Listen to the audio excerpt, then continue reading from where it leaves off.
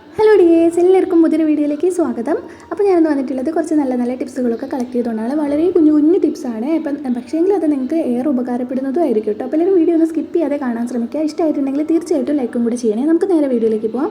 നമ്മൾ വീടിന് പുറത്ത് ഹോസ്റ്റലിൽ അല്ലെങ്കിൽ ജോലി സ്ഥലത്തൊക്കെ താമസിക്കുന്നവരുണ്ടെങ്കിൽ അവർക്ക് വേണ്ടിയിട്ടുള്ള ഇറച്ചിക്കറി വെക്കാൻ വേണ്ടിയിട്ടുള്ള ഒരു അടിപൊളി ടിപ്പാണ് കേട്ടോ. ഇതേ രീതിയിൽ വെക്കുകയാണെങ്കിൽ നല്ല ടേസ്റ്റ് ആയിരിക്കും. കഴുകിയിട്ടുള്ള ഇറച്ചിയിലേക്ക് മഞ്ഞൾ, മുളക്, ഉപ്പ്, ഇറച്ചി മസാല അങ്ങനത്തെ മസാലകളൊക്കെ ഇട്ട ശേഷം തക്കാളിയും, ഉള്ളിയും, വെളുത്തുള്ളിയും, ചെറിയുള്ളിയും, പച്ചമുളകും, ഇഞ്ചിയും, കറിവേപ്പിലയും കൂടെ ഒരുമിച്ച് മുറിച്ചിട്ട് ഒരുമിച്ച് ഈ ഒരു കുക്കറിൻ്റെ അകത്തേക്ക് ഇട്ട് കൊടുക്കുക. പിന്നെ 2 വെളുത്തുള്ളി ആ തൊലിയൊന്നും കളയാതെ കഴുകിയിട്ട് അപ്പടി ഇട്ട് കൊടുക്കുക കേട്ടോ. എന്നിട്ട് ഒരു 3/4 ഗ്ലാസ് വെള്ളം ഒഴിച്ചിട്ട് 4 വിസിലടിച്ചിട്ട് ഒരു ഉള്ളി എടുത്തിട്ട് ജസ്റ്റ് വെളിച്ചെണ്ണയിലൊന്ന് ഫ്രൈ ചെയ്തിട്ട് ഇടുവാണെങ്കിൽ നല്ല ടേസ്റ്റ് ആയിരിക്കും കേട്ടോ. ഈ ഒരു ഇറച്ചിക്കറിക്ക് ഇങ്ങനെ ഒരിക്കലെങ്കിലും ഒന്ന് വെച്ച് നോക്കണേ. അടുത്തൊരു ടിപ്പിലേക്ക് പോവാം. നമ്മൾ മുട്ടയൊക്കെ സ്റ്റോർ ചെയ്ത് വെക്കുമ്പം കുറച്ച് അരി എടുത്തിട്ട് അതിൻ്റെ അകത്തേക്ക് മുട്ടേൻ്റെ ഈ ഒരു കൂർത്ത ഭാഗം താഴ്ത്തോട്ടാക്കി വെക്കുകയാണെങ്കിൽ കുറേ അധികം മുട്ട ഉണ്ടെങ്കിൽ ഒരുപാട് കാലം കേടുകൂടാണ്ടിരിക്കും കേട്ടോ. അടുത്തൊരു ടിപ്പിലേക്ക് പോകാം. അതിന് വേണ്ടി ഞാനിവിടെ എടുത്തിട്ടുള്ളത് ഒരു ഡബിൾ ടാപ്പാണ്. ഈ ഒരു ഡബിൾ ടാപ്പ് പിന്നെ നമുക്ക് വേണ്ടത് ഒരു ഇടികല്ലാണ്. അതിൻ്റെ അകത്തേക്ക് കുറച്ച് കടുക് ഇട്ട് കൊടുത്തിട്ട് നല്ല പോലെ ഒന്ന് ചതച്ചെടുക്കുക കേട്ടോ. മിക്സിയിലിട്ട് ചതയ്ക്കേണ്ട, ഇങ്ങനത്തെ എന്തെങ്കിലും വെച്ചിട്ടൊന്ന് ജസ്റ്റ് ഒന്ന് കുത്തിയിട്ടെടുത്താൽ മതി കേട്ടോ. ഈ ഒരു കടുകൊന്ന് പൊട്ടി കിട്ടിയാൽ മതി. നന്നായിട്ടൊന്ന് അരിഞ്ഞ് കിട്ടേണ്ട ആവശ്യമില്ല.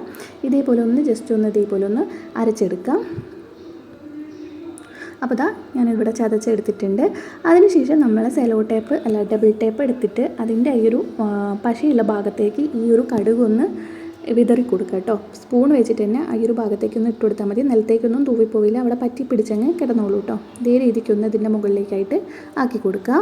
ഇതെന്തിനാണെന്ന് വെച്ചാൽ മഴക്കാലം തുടങ്ങിയാൽ ഉണ്ടാകുന്ന ശല്യക്കാരാണ് നമ്മുടെ കൊതുക്. പിന്നെ പല്ലിയും പാറ്റിയൊക്കെ എപ്പോഴും നമ്മൾ വീട്ടിലുണ്ടാവും. ഈ ഒരു സാധനത്തിനൊക്കെ തുരത്താൻ വേണ്ടിയിട്ടുള്ള ഒരു അടിപൊളി ടിപ്പാണ് കേട്ടോ.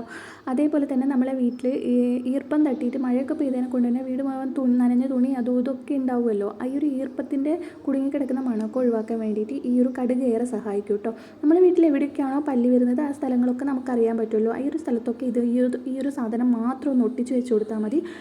പല്ലി പിന്നെ ഈ ഒരു പരിസരത്തേക്ക് വരില്ല കേട്ടോ.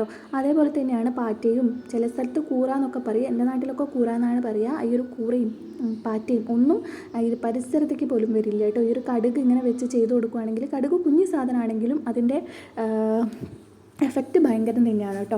ഞാനിതാ എൻ്റെ ഫ്രിഡ്ജിൻ്റെ മുകളിലാണ് ഒന്ന് ഒട്ടിച്ച് കൊടുക്കുന്നത്. നമ്മൾ ഈ ഒരു സൈഡിൽ കൂടിയൊക്കെ പല്ലി ഇന്നലെ വന്നിട്ടുണ്ടായിരുന്നു. അപ്പം ഫ്രിഡ്ജിൻ്റെ ഈ ഒരു ഷീറ്റൊക്കെ എടുത്ത് മാറ്റിയിട്ടുണ്ട് കേട്ടോ, ഈ ഒരു പല്ലീൻ്റെ ശല്യം കാരണം.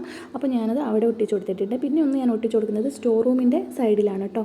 അപ്പം പല്ലി ശല്യം നമുക്കിങ്ങനെ പൂർണ്ണമായിട്ട് നിയന്ത്രിക്കാൻ വേണ്ടി പറ്റും. അതേപോലെ തന്നെ ഒരു ചെറിയൊരു കഷ്ണം കാർഡ്ബോർഡ് ഇതേപോലെ ഒന്ന് വെട്ടിയെടുത്തിട്ട് അതിൻ്റെ മുകളിലേക്കായിട്ട് ഞാൻ കുറച്ച് ഫെവിക്കോളൊന്ന് തേച്ച് കൊടുക്കുന്നുണ്ട്. നല്ലപോലെ ഒന്ന് തേച്ച് കൊടുക്കുക. എന്നിട്ട് ഇതിൻ്റെ മുകളിലും കുറച്ച് കടുക് അതേപോലെ തന്നെ ഒന്ന് വിതറി കൊടുക്കുക കേട്ടോ. കടുക് വേണമെങ്കിൽ നമുക്ക് വെളുത്തുള്ളിൻ്റെ ഒക്കെ തൊലി ഉണ്ടെങ്കിൽ അതും കൂടെ പറ്റിച്ച് വെച്ച് കൊടുക്കുക. അതേപോലെ തന്നെ ഗ്രാമ്പൂ ഉണ്ടെങ്കിൽ ഗ്രാമ്പൂ ഇതേപോലെ ചെയ്ത് വെച്ച് കൊടുക്കുക കേട്ടോ. ഇത് നമുക്ക് നേരെ രാത്രി സമയത്തൊക്കെ കിച്ചൺ ടോപ്പിൽ ഗ്യാസ് സ്റ്റോപ്പിൻ്റെ അടിയിൽ ഗ്യാസ് സ്റ്റോപ്പിൻ്റെ അടിയിലൊക്കെ ആയിട്ട് വെച്ച് കൊടുക്കാം.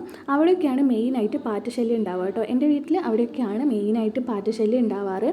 നമ്മൾ കുക്ക് ചെയ്തൊക്കെ കഴിഞ്ഞാലും തുടച്ച് കഴിഞ്ഞാലും എന്തെങ്കിലുമൊക്കെ ഇത്തിരിയൊക്കെ അവിടെ ഉണ്ടെങ്കിൽ അവിടെ പാറ്റ വന്ന് നിൽക്കാറുണ്ട്. അതുകൊണ്ട് തന്നെ നമ്മളെ ഗ്യാസ് സ്റ്റോപ്പിൻ്റെ അടിയിലായിട്ട് ഇത് വെച്ച് കൊടുക്കുകയാണെങ്കിൽ നമുക്ക് ഇത് ഏകദേശം ഒരു 2-3 മാസത്തേക്ക് ഈ ഒരു സാധനം മാത്രം മതി. അതുവഴി നമുക്ക് പാറ്റേൻ്റെ ശല്യം നമുക്ക് നിയന്ത്രിക്കാൻ വേണ്ടിയിട്ട് പറ്റും കേട്ടോ.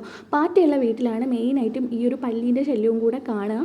അതുകൊണ്ട് തന്നെ ഈ ഒരു 2 സാധനത്തിനെയും ഒഴിവാക്കാൻ വേണ്ടിയിട്ട് ഈ ഒരു കടുക് കൊണ്ട് നമുക്ക് പറ്റുമേ. അപ്പോൾ എല്ലാവരും ഇങ്ങനെയൊന്ന് ഒരിക്കലെങ്കിലും ഒന്ന് ചെയ്തു നോക്കുക. എന്തായാലും നിങ്ങൾക്ക് റിസൾട്ട് ഉണ്ടാവും. ഞാനിതാ ഇതിൻ്റെ മുകളിൽ ഇതേപോലെ ആക്കിയിട്ട് എൻ്റെ ഗ്യാസിൻ്റെ അടിയിലേക്കായിട്ട് ഒന്ന് വെച്ച് കൊടുക്കുന്നുണ്ട്.